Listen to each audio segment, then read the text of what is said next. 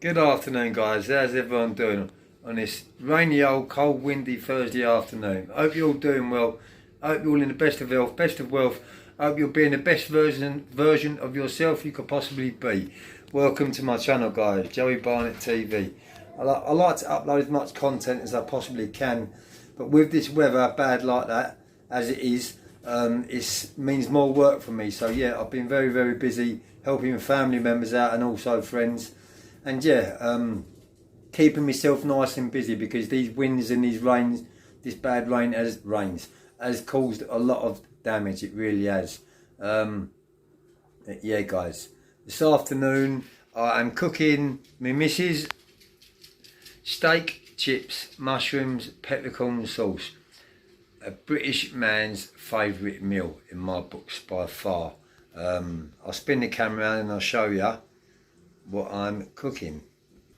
So as you can see, it's a beautiful bit of steak. I've given it a good old beating with the hammer. Not a hammer, but you know what I'm talking about, a wooden hammer, a proper one.